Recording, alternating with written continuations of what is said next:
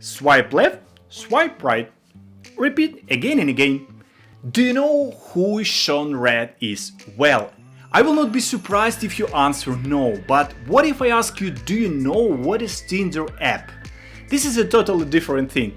As soon as you hear this name, let me guess, words swipe right, swipe left has a different meaning in your head, right? You might have guessed already that Sean Rad is a name behind Tinder, the widely popular dating app that just in 2 months after launch became an instant hit and made more than 1 million matches. Are you interested to learn from a successful story of a Sean Rad's creation Tinder? Then let's go! And please, swipe left, swipe right. I mean, click like button.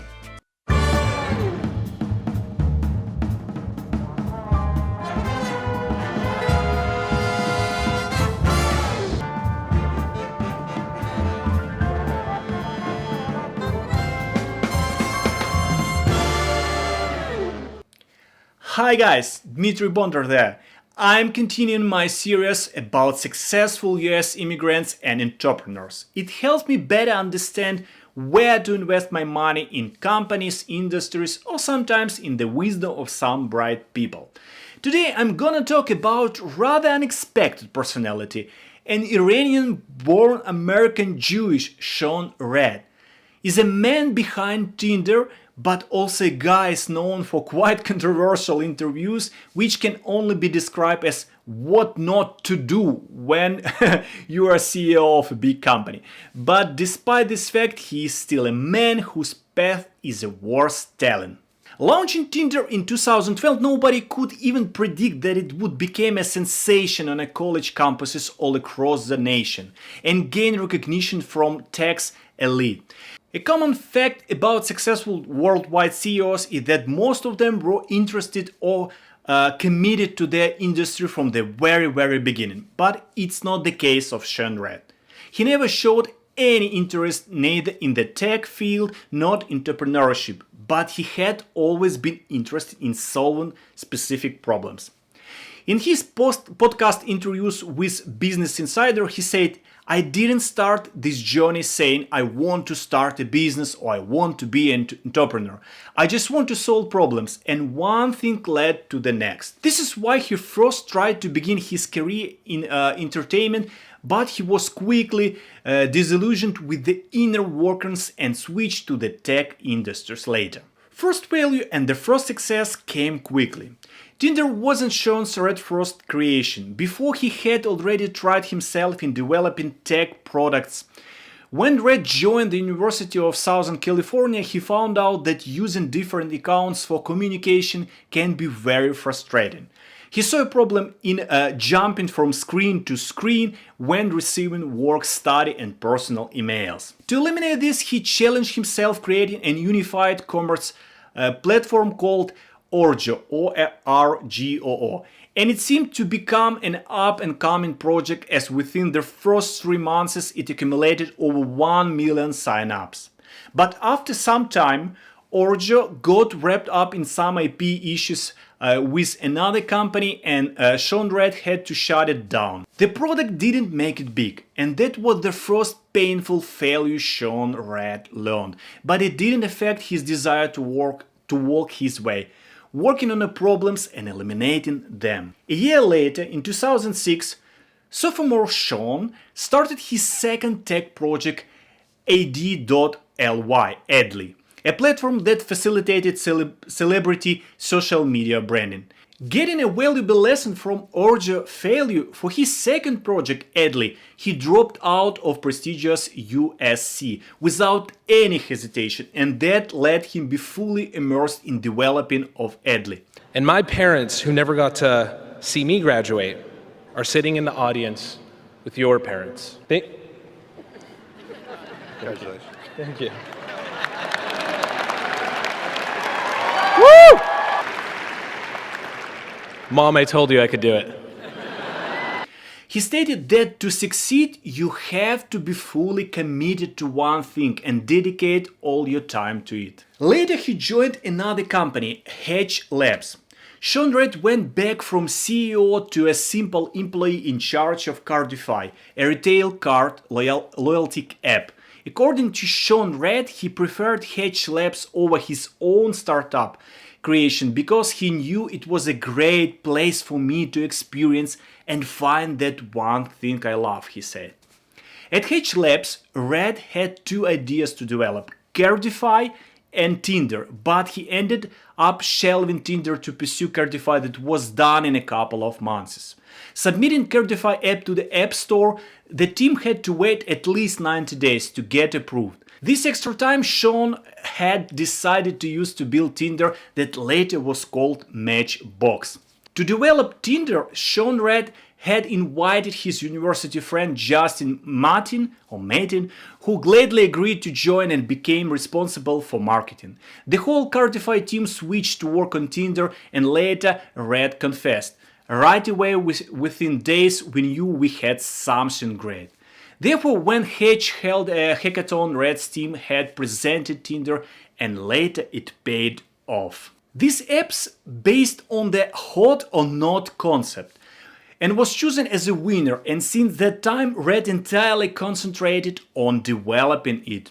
Matchbox's idea turned out to be so attractive that it almost immediately received $50,000 investment in just one day.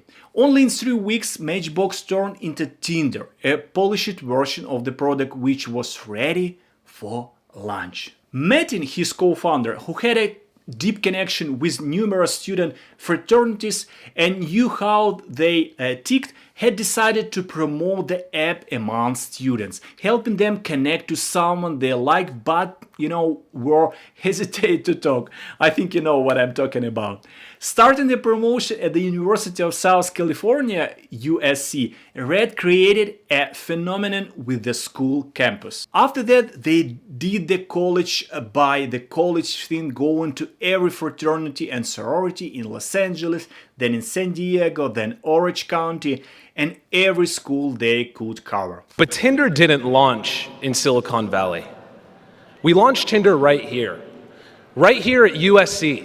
With this strategy, Tinder became an instant hit. It grew fast and was released in December 2012. In early January, they had about 20,000 users. At the end of this January, Tinder became to 500,000 users. By May 2013, Tinder was one of the top 25 social networking apps based on number of users and its frequency. The immense popularity helped the app with TechCrunch's Crunchy Award for Best New Startup of 2013, and in 2014 Tinder was named the Breakout of the Year at the Webby Awards. All this resulted in Tinder becoming the first online dating service to become one of the top 5 utilized services on the web. We have often seen that the most successful apps often come about as a result of disrupting other industries, but Tinder is a little different in that. It hasn't disrupted online dating, but has found a way to tap into a market that wasn't being served by traditional dating services. I think it's a great example. So what is a Tinder uniqueness? Tinder's basic idea, meeting new people, is a fundamental human need, but very difficult to accomplish. Tinder improves and simplifies the process by removing social and physical barriers, letting you make those all-important connections on your handset just from your mobile cell phone. Its fast growth happened not only thanks to excellent marketing strategy and execution, but also because of Tinder's gamified process of meeting new people. Sean Rad's idea of helping people get a date wasn't new, but it was innovative. There was no dating apps created specifically for smartphones with such a simple user interface. One of the co-founders, John Baden, took something as basic as a swipe gesture and put it to a different use and concept, thus giving it a cult-like status: swipe left, swipe right. Using such simple things as a swipe, Tinder's developers reinvented it, proving that sometimes you don't need to invent anything advanced or skyrocketing, you need to improve the existing feature.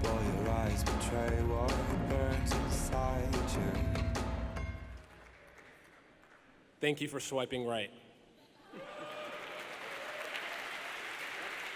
Okay, what is a Tinder today? Since then, Tinder has, like any successful app, continued to add or enhance features while retiring some that don't gain any traction. The core service remains free, but Sean Rad and Tinder team introduced multiple in-app purchases in 2015, such as Tinder Plus, where you could get an unlimited number of matches per day.